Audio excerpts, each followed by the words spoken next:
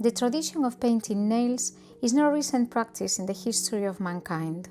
In fact, women have painted their nails for millennia.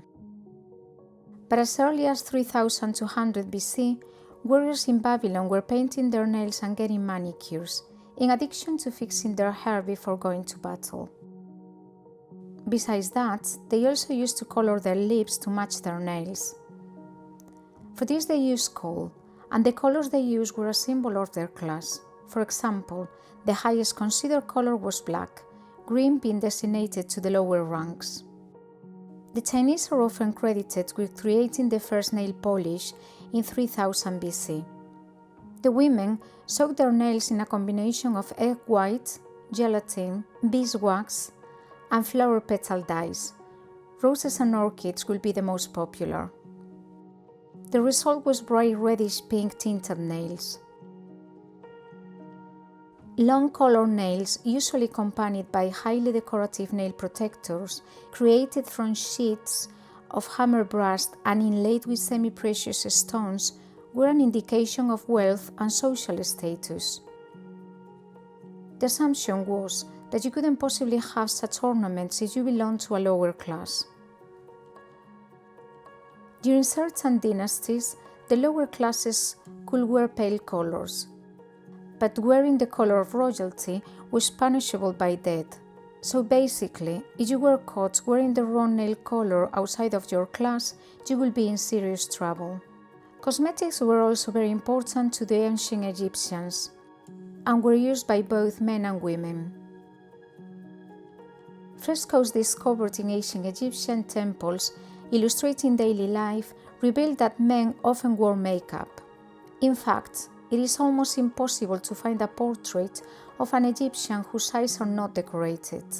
Therefore, it is not surprising that the ancient Egyptians also liked nail polish. As in ancient China, nail color came to signify a social order. Queen Nefertiti painted her fingernails and toenails ruby red, while Cleopatra preferred a deep rust red. Lower-rank ancient Egyptian women were not allowed to wear strong colors, only pale shades, the same we have seen in ancient Chinese culture. No woman or man dared to flaunt the color that the queen or king wore. As we have already said, Egyptian men also painted their nails. Even if nail art as such is strongly related to the great Asian empires of the past, to truly appreciate the beauty of this story, we might consider the fact that even prehistoric men and women loved to decorate their own bodies. In fact, it has been confirmed that humans began painting their nails with henna during the Bronze Age. This incredible historical discovery has led many scholars to discuss the ways in which tattoos and nail arts are, in fact, a sign of the human need to express not only a clear sense of belonging, but also a more or less defined sense of self.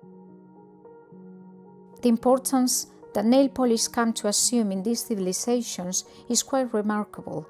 Using colors, people used to draw the boundaries between social classes and define their belonging to a certain tribe. Sometimes, nail art was even used to express the power of a certain individual. Leaving Asia and the Middle East behind, it is fascinating to note how history repeats itself in different latitudes and longitudes across the world, proving once again that nail art is somehow connected to an ancient human need for beauty and imagination. The Incas, Aztecs, and other pre-Columbian civilizations, in fact, used nail polish to decorate themselves and again define social classes. While we might think that elaborate decorative nail art is a modern concept, it was actually the Incas in the 16th century who began to decorate their nails with images of eagles. Among the reasons why women painted their nails, in addition to establishing a social rank, it is also known that some colors will be used to scare away evil spirits. Nail polish did not reach Europe until much later, arriving through trade agreements with India and the Middle East.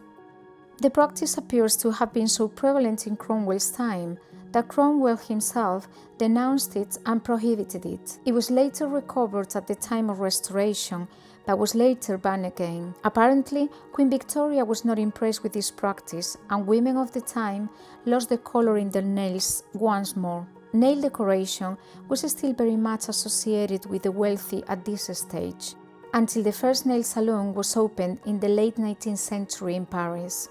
As for the importance of colors, we will see how it has varied over the centuries.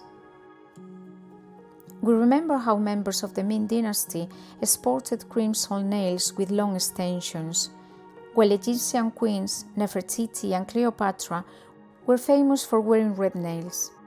Lower-ranking citizens were forbidden to wear anything other than pale shades. Well, this is surprising today, considering the existing variety of discrete shades, with the notable example of the classic French manicure, which was created in 1875 by the American Jeff Pink, the president of Orly Nails.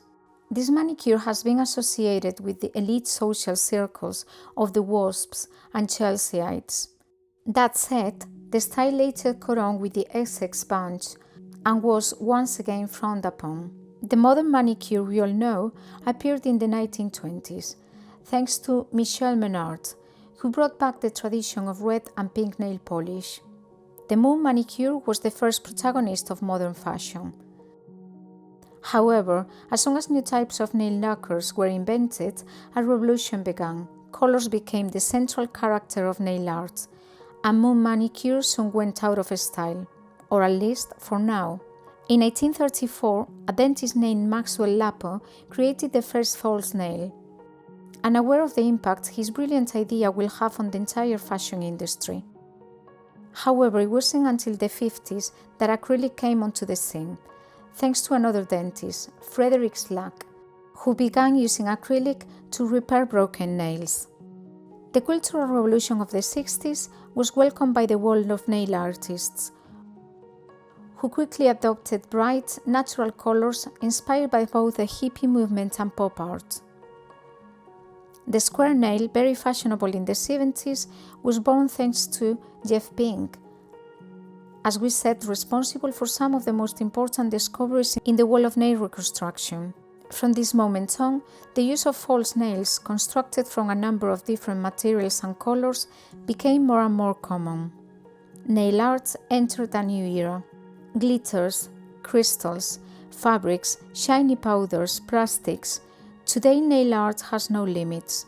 It has crossed the limits of history, postmodern culture, entering dimensions made of pure innovation and unimaginable possibilities. Today, styles and fashions from all over the planet continually interact, creating the most incredible hybrids, true masterpieces that defy the dogmas dictated by time and dominant cultures. Nail art is about personalities and emotions. It is about us, whoever we are.